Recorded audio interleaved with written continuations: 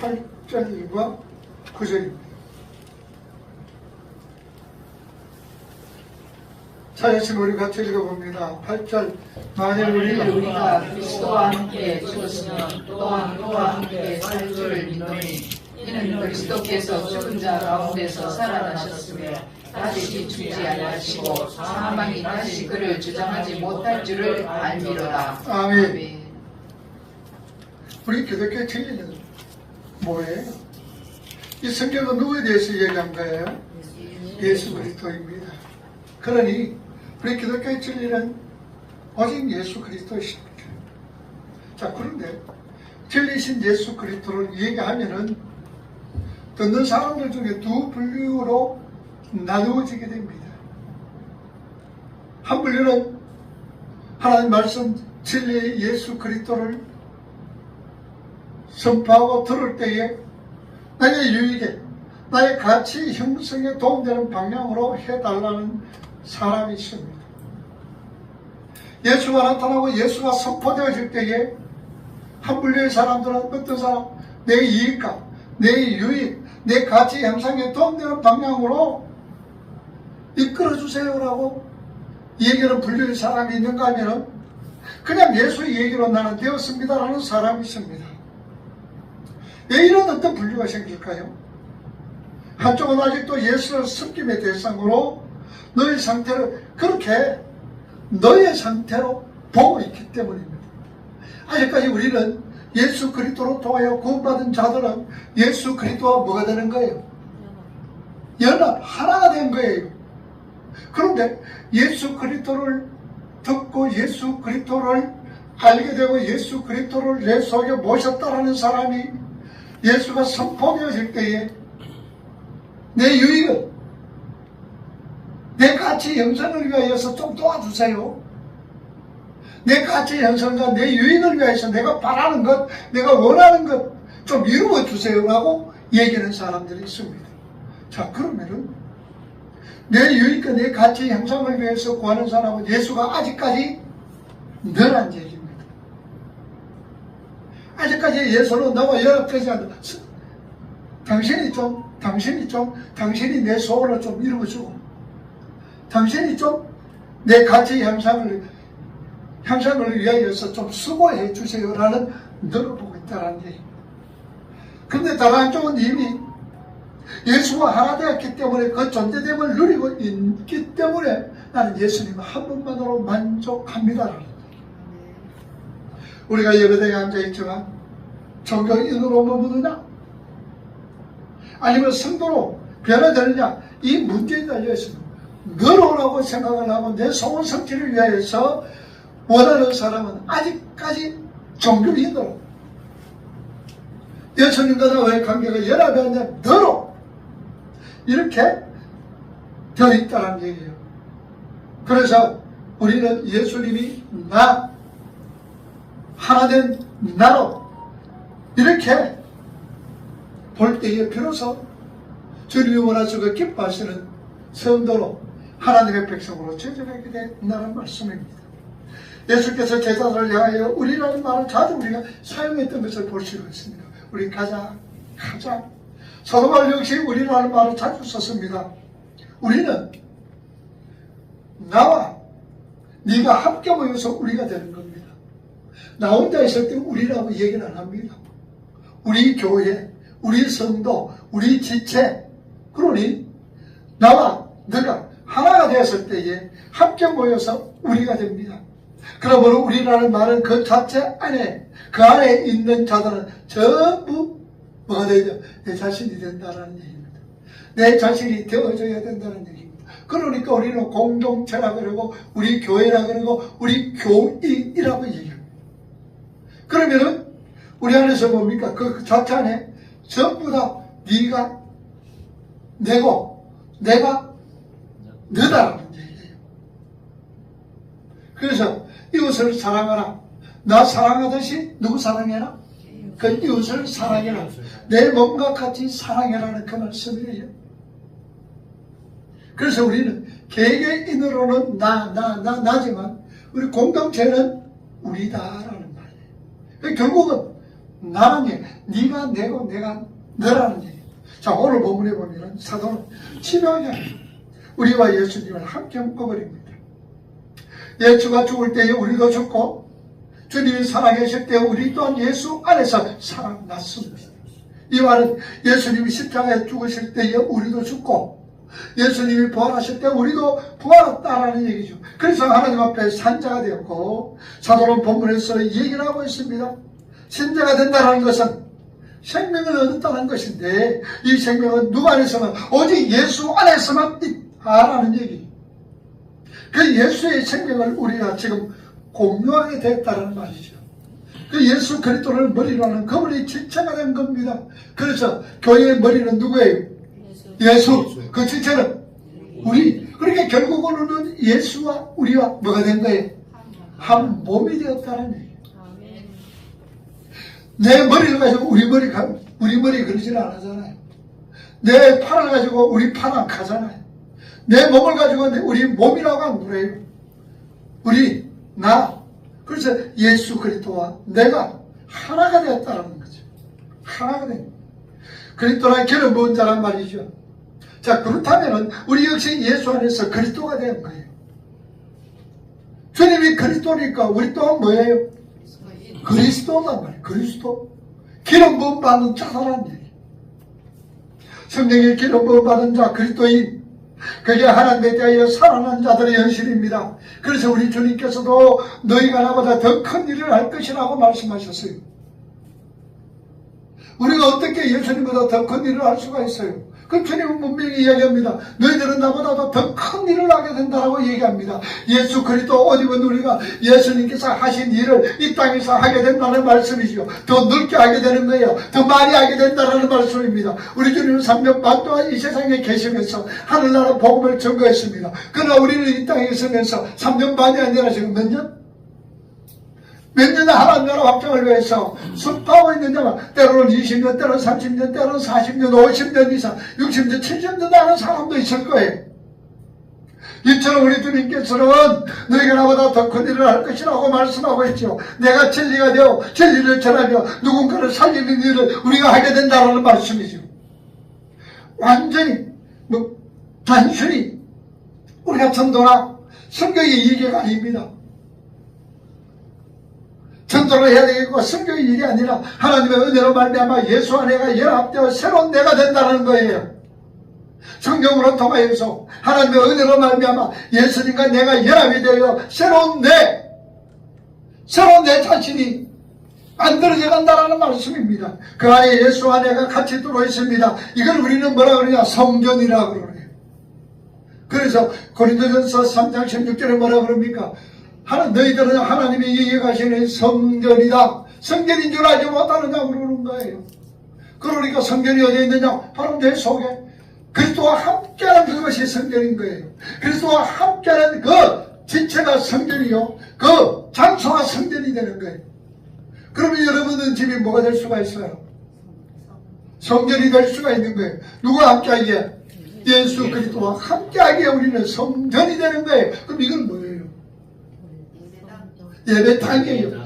당은 무슨 당자? 집당자로 사용하는 거예요. 예배 드리는 장소. 그럼 여러분 보세요.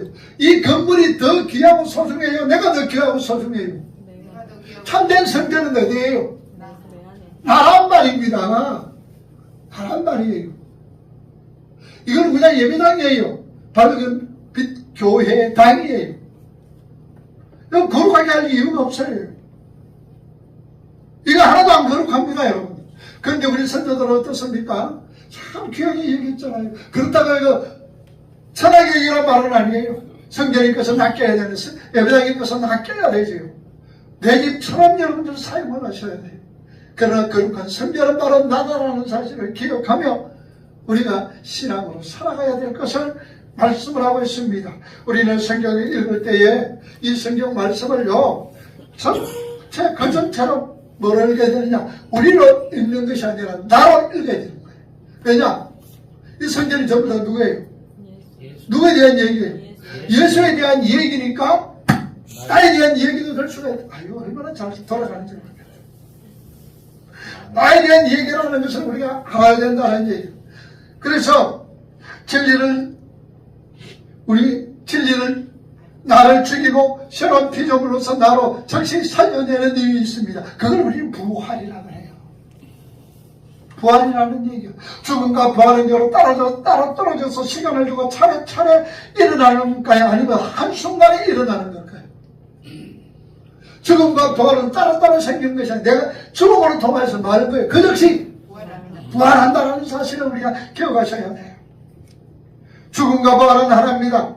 따라서 죽으면 사는 겁니다. 이 역사 속에서도 진리에 의해 죽은 사람은 즉시 산 사람이 되는 거예요. 그래서 우리 예수 믿는 사람들은 요한계시록 14장 13절에 하나님께서는 성도의 죽음을 귀하게 생각하고 복되다라고 얘기하는 거예요.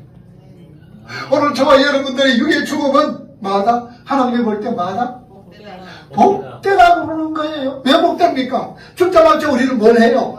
부활하셔서 어디에 사는 거예요? 영원한 하나님 나라에서 사는 거예요. 그럼 복되잖아요. 근데 어떤 분들은 보면요, 어떤 사랑하는 사람의 죽음을 굉장히 애타게 생각합니다. 우리 예수 믿는 사람들의 죽음에 대해서는 그렇게 애탈 거 없어요. 죽음이 뭐되다? 복되다라는 얘기예요. 물론 살아있을 때 참 만나고 또 좋은 것을 교제하고 같이 얼굴 보고 대화하면서 맛있는 것 같이 먹고 이것도 좋지요. 그런데 아무리 이 땅에서 좋은 것이라도 하나님 나라 비유할 수 있어요? 없어요? 없어요. 하나님 나라 비유할 수 없는 거예요. 그래서 우리 속에서 예수로 가득 찬 사람은 죽음 별로 두려워하지 않아요. 왜? 죽자마자 우리는 어디 가요? 부활해서 영원한 하나님 나라에서 주님과 더불어 살아가고 있기 때문입니다.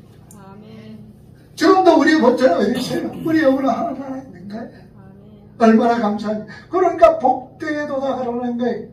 우리가 창세기 21장에 약속의 우선 이삭이 하나님께서 이삭이 주어집니다.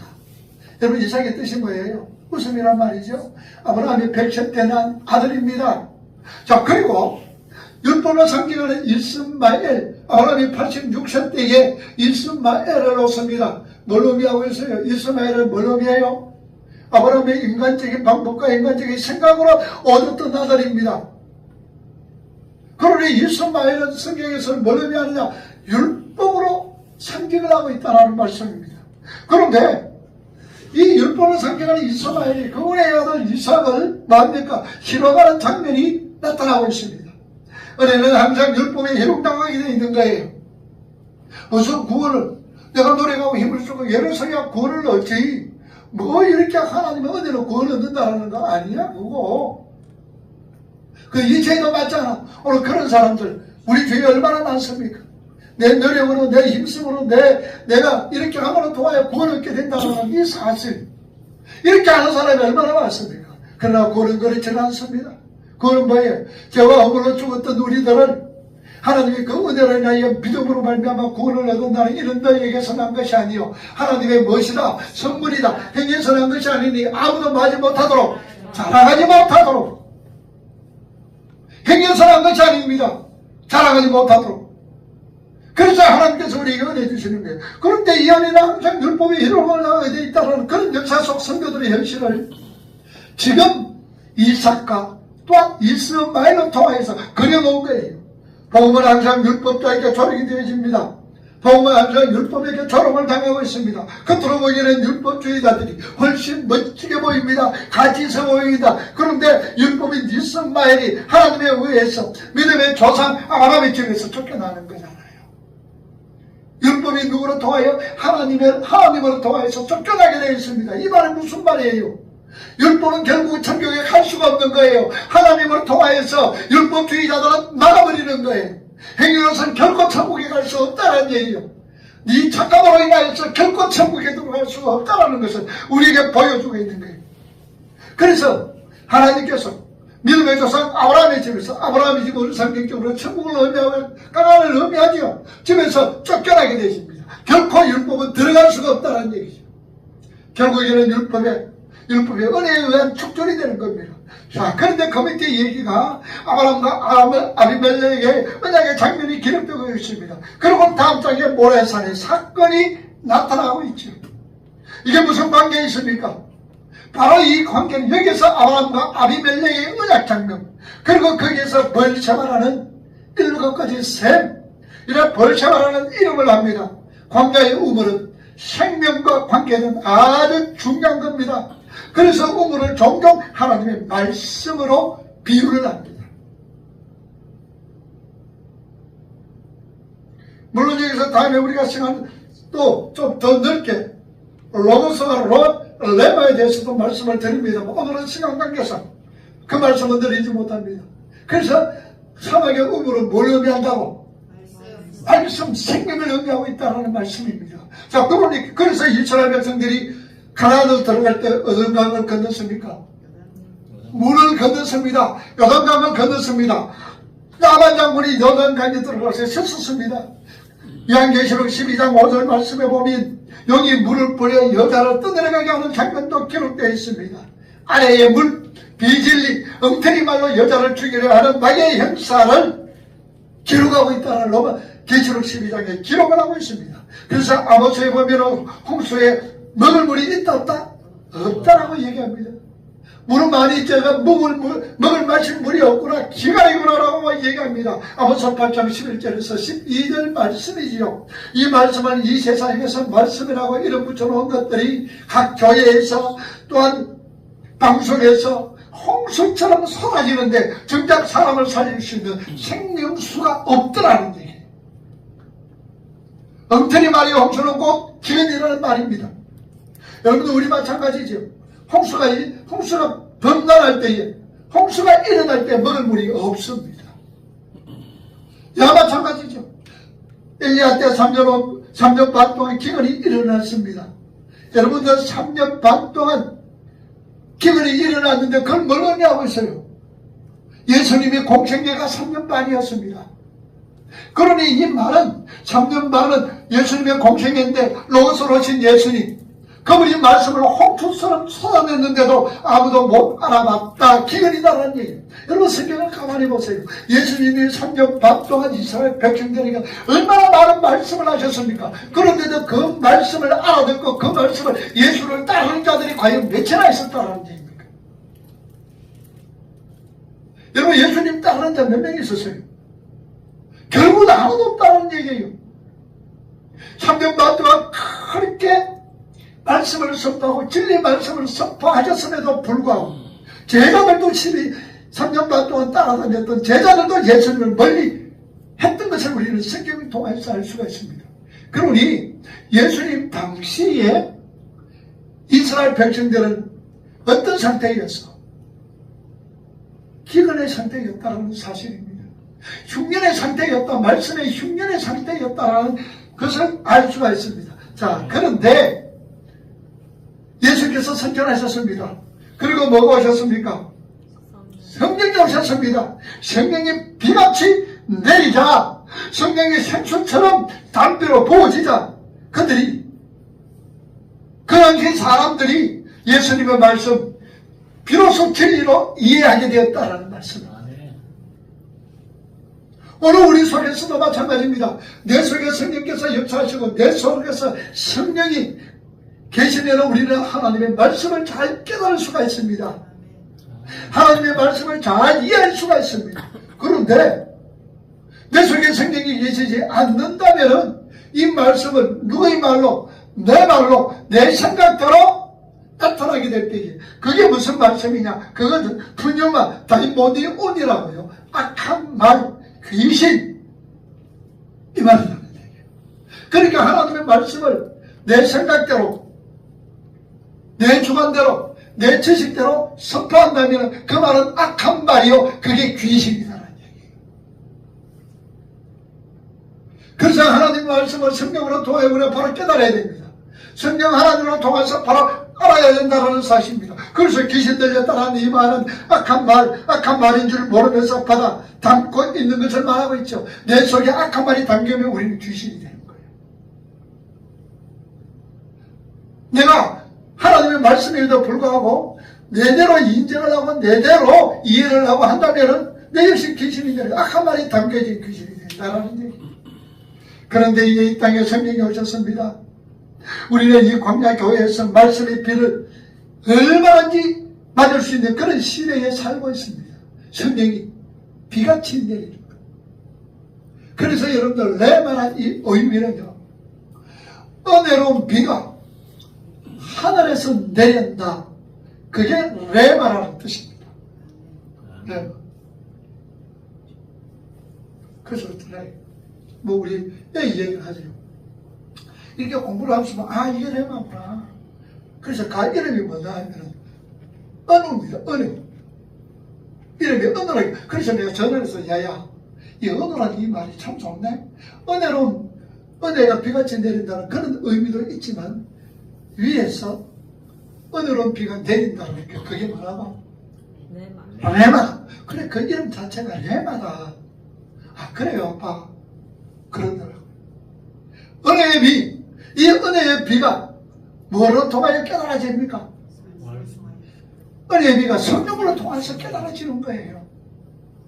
우리는 하나님의 말씀이 성령으로 통해서 깨달아집니다. 그래서 이 광야교회에서 말씀의 비를 얼마든지 우리가 맞을 수 있는 그런 시대에 살고 있는 거예요. 성령의 시대에 살고 있는 거예요. 말씀이 떨어지는데 그 말씀이 다 곡해가되어 기본 상태에 있는데 그 중에 레마를 알아듣는 이들이 있더라.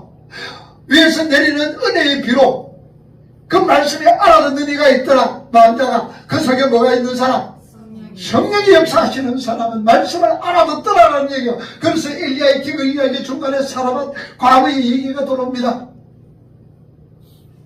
엘리야의 기근, 그 과부는 밀가루 한 점만 가진 여자였습니다.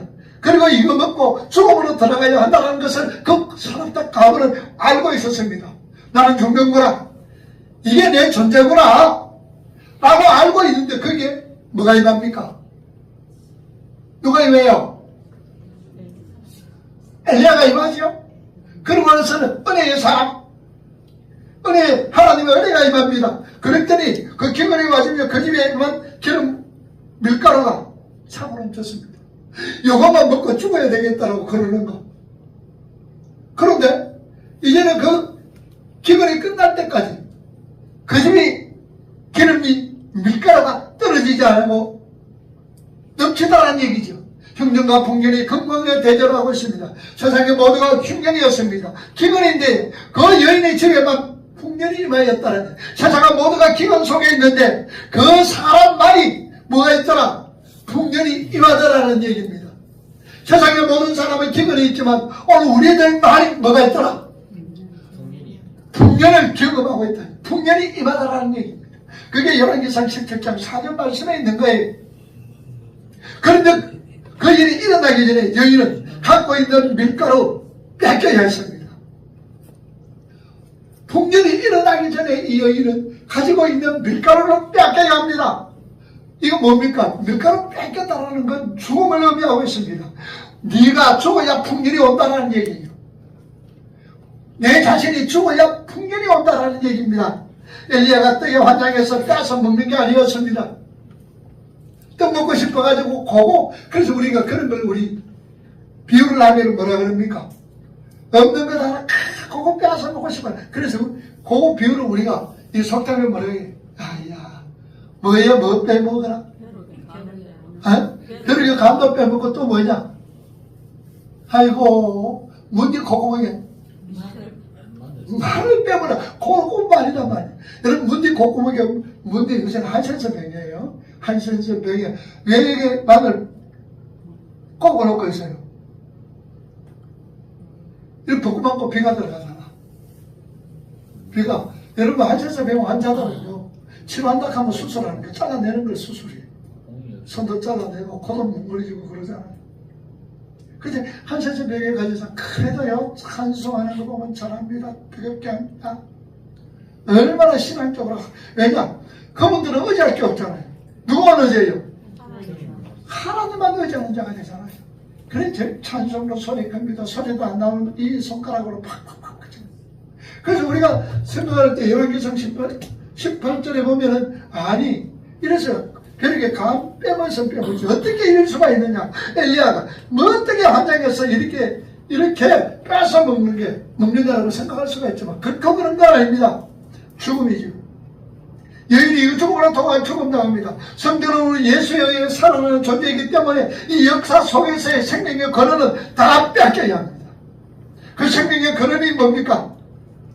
나를 위하여서 있어야 될 모든 것, 내 가치 향상을 위하여서 있어야 되는 것, 구하는 것, 이게 다 생명의 뭡니까? 생명의 근원이 되는 것.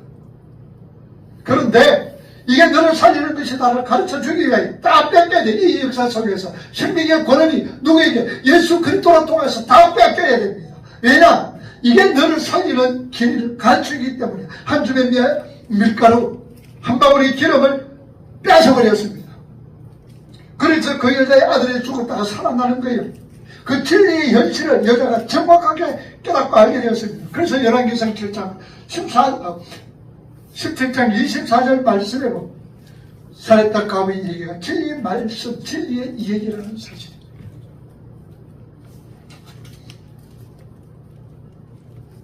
그래서 우리는 이 진리의 말씀, 이 진리를 통해서, 그런데 우리는 오늘날 어디에서? 이 예배당에서, 이 예배당에 와서 예수를 섬김의 대상으로만 놓고 있다면 우리는 다른 종교인들과 결코 다를 바가 없다라는 얘기입니다.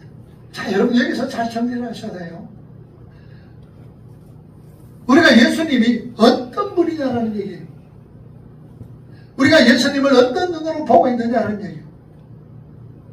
다른 사람들은 불교라든지 마음의시라든지 혹은 다른 어떤 종교는 그들의 그들의 종교의 창조자를 어떤 자로 보고 있어요? 불교에서는 부처를 어떤 자로 보고 있습니까? 어떤 신으로 보고 있어요? 참신이고, 내가 그 신을 믿는다는 것은 내가 그분을 어떻게 해야 되는 거예요? 배척해야 된다는 말입니까? 섬김의 대상이 되어야 돼요. 우리는, 예수는 만왕의 신이죠. 만왕의 신. 섬김. 자, 우리는, 자, 여러분들 들어보세요. 우리는 예수님을, 하나님을 어떤 신으로 대하고 있습니까? 잘 들어보세요. 다른 종교는 그 신을 무슨 대상으로? 그러면 우리는 예수님을 무슨 대상으로?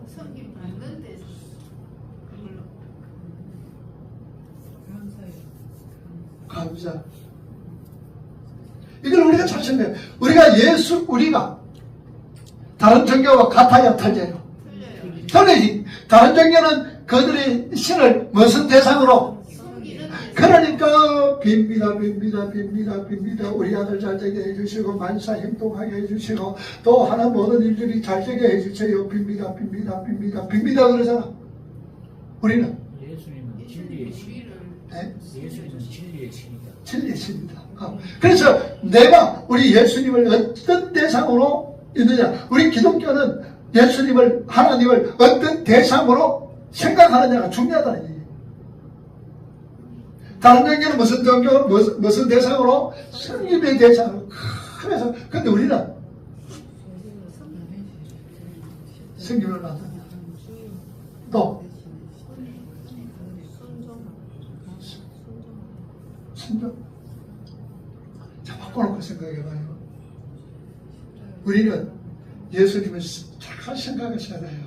우리는 예수님이 생김의 대상이 아닙니다. 어떤 면에서는 우리 믿음의 성도들, 택한 백성들은요, 예수를 죽이는 대상입니다. 죽이는 대상. 그게 무슨 의미예요? 자, 예수 안에서 우리는 어때요? 하나 됐어요, 안 됐어요? 하나 됐지요? 그런 것, 예수가 죽으면 누가 죽어? 누가 죽고 나도 죽고 예수가 살면은 나도 사는 거예요. 우리가 죽어야 산단 말이에요. 그래서 누굴 죽여야 우리가 사는 거예요? 예수님을 죽여야. 예수 죽여야 사는 거란 말이에요. 이해가 됩니까? 죽어야 산단 말이에요. 죽어야 우리는 부활한단 말이에요. 그래서 우리는 예수님을 섬기는 대상이 아니라 예수님을 죽이는 대상이에요. 여기 죽이는 대상이에요. 자, 그러면 우리가 예수님이 죽었다가 우리가 살아날 때 어떤 자로 살아나는 거예요? 예수. 누구 때문에 살아났어요? 예수가 태어납니다. 예수는 참. 누구 때문에 왜 예수님이 죽었어요? 우리 때문에. 나 때문에. 그래서 여러분 예수를 죽이는 대상이 되어져야 된다는 거예요. 그럴 때 예수님이 살아나셨어요. 우리가 같이 살아나는 거예요. 그래서 우리는 어느 백성으로? 하나님의 백성으로 다시 새로워지는 거예요. 누가 죽어야만 해요? 내가 죽고 예수가 죽어야 예수가 죽어야만 해요. 우리가 살아. 잘 생각해요. 자칫 잘못 이해를 해보면 이상하게 되죠. 예수가 죽음으로 우리가 죽고 예수가 살아남으로 우리가 하나님의 백성으로 살아나는 거예요. 그러면 예를 들어서 예수님이 안 죽었으면 우리는 어떻게 돼요? 평생 죄인으로서. 예수님이 안 죽으시면 우리 어떻게 돼요? 우리 어디가? 지옥 가리죠. 가지. 예수가 살아남으로 통해서 우리는 비로소 우리의 구원이 이루어지는 거예요. 그래서 어디로 가는 거예요? 그런 의미 속에서 얘기했다는 사실. 율법으로 오신 예수, 죄인이 대표로 오신 예수는 내가 죽여야 했던 자라는 얘기예요. 내가 죽인다, 예수를 죽인다라는 게 뭘 죽이는 거예요? 율법을 죽이는 거예요. 뭘 죽이는 거예요? 죄를 죽이는 거다 말이에요. 이게 우리 신앙이에요. 이게 우리 하나님의 백성들의 삶의 어떤 모습이에요. 예수가 죽는다는 것은 예수님은 죽는 거예요. 나도 죽어야 되는 거예요. 나도 죽고 너도 죽어야 되는 거예요. 그 예수님이에요. 그런데 내가 죽는 것은 누구 때문에 죽노? 내가 죽어야 되는데 누구 때문에 죽노? 네 때문에 죽잖아. 네가 나를 죽였어. 이제 이해가 돼요? 그래서 예수님은 율법을 대표로, 죄인을 대표로 이 땅에 오셔서 죽으신 거예요. 그러면 그 죄인은 누구예요? 나란 말입니다. 그러니까 누가 죽였노? 예수를 누가 죽였어요? 내가 죽인 거예요. 그러니까 내가 살아나니까 새롭게 져집니다. 감사해 안 해요? 감사하지요. 그래서 우리는 예수님을 섬기는 대상보다는 감사합니다. 보답의 대상이 되어야 되는 거예요. 무슨 대상? 보답하는데 감사합니다. 하나님, 예수님 너무너무 감사합니다. 그래서 내가 뭐 할까요? 주님 말씀에 뭐라 그랬어요? 땅끝까지 이르러 내 뭐가 되어라? 누구리 정인 되어라? 누구 정인 되어라? 내 정인이 내가 누구예요? 주님이잖아요. 주님이 정인되게 살아라. 알겠습니다, 주님. 그러면 나가는 거예요. 근데 전도 선교 그냥 내 기분에 의해서 그 섬김 아닙니다, 여러분. 그럼 우리가 교회에서 일하는 모든 일들 섬김이에요? 아니면 뭐예요? 봉사, 감사. 방금 뭐라 그랬어? 내 살려주시면 감사합니다. 그래서 뭐 한다고 그랬어?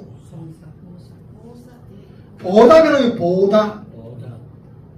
그래서 우리가 열심히 어렵고 힘들어도 뭐 때문에 그 은혜 그 사람 때문에 보답하는 거예요. 기쁨으로 즐거움으로 감사함으로 하는 거예요. 찬양하면서 하는 거예요. 입 나올 일이 있어요, 없어요?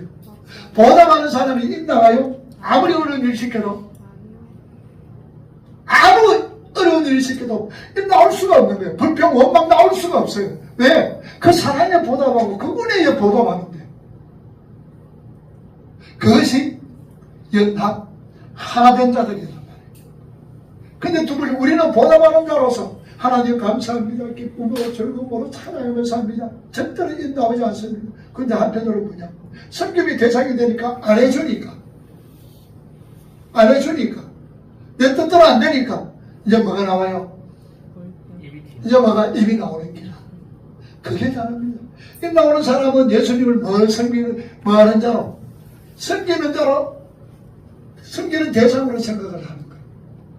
우리 어머니, 우리 부모님 섬김의 대상이에요. 무슨 대상이에요? 보답의 대상이라고 우리도. 그 어머님이 감사하면 그렇게 엄마 똥 싸고 오줌 싸다 청년들이 또 그 은혜에 생각하면서 그렇게 돌보자. 그런데 섬김의 대상으로 생각해보면 똥 싸고 오줌 싸놓고 막 그리고 막 불타고도 나오고 입도 나오게 되는 거예요. 우리 하나님의 교회는 전부 다 뭐냐? 하나님은 나를 위해서 죽으신 것. 보답의 대상으로 생각할 때 절대로 감사와 기쁨이 끊어지지를 않습니다. 그게 오늘 말씀에 이어지라는 사실. 아멘. 기도합시다.